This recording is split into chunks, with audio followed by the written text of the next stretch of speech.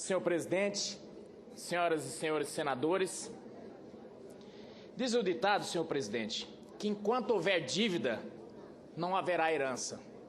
Enquanto os recursos que não nos sobram estiverem empenhados em saldar o passado, não haverá nesse país nenhuma alternativa de futuro.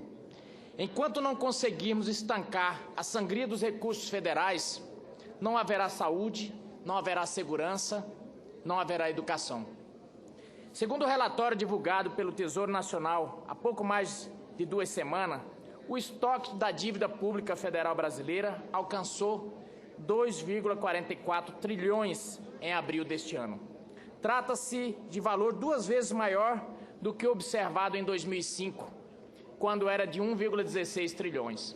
Nos últimos 10 anos, embora o PIB tenha crescido, em média, a taxa de 3,64% ao ano, a dívida pública avançou mais que o dobro, 8,98% ao ano.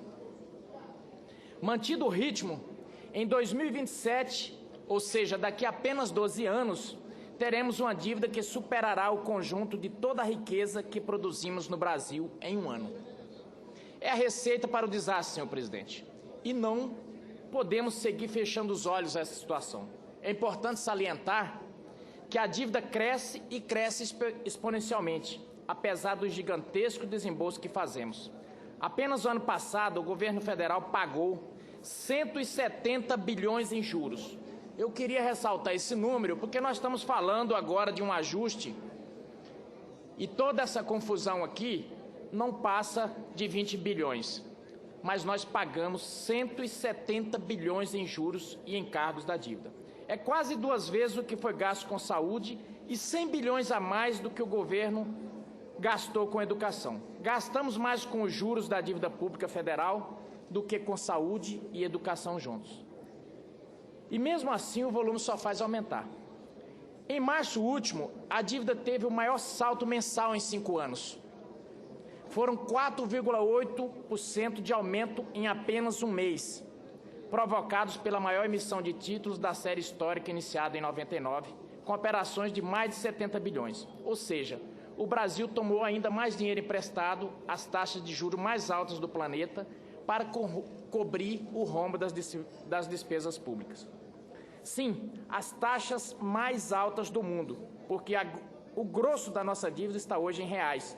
Quase 95% de todo o estoque da dívida, ou seja, 2,316 trilhões, refere-se à dívida mobiliária interna, captada por meio da emissão de títulos públicos. Nossos maiores credores são as instituições financeiras brasileiras, que pegam dinheiro baixo lá fora e emprestam para o governo bem alto.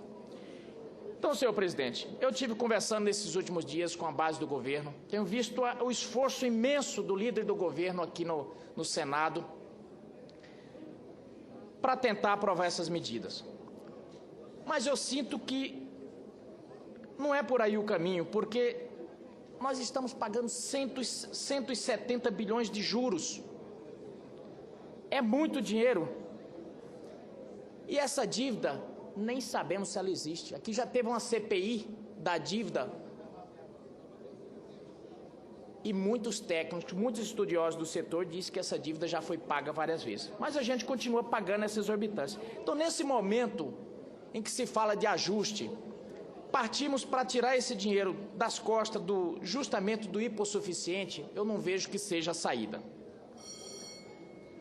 Então, senhor presidente, o PPS vai encaminhar por não aprovar esse raciocínio e não vai acompanhar esse ajuste, que não é um ajuste econômico. A gente sente que é um ajuste trabalhista, um ajuste que não vai resolver o problema e que dava para ter sido resolvido administrativamente.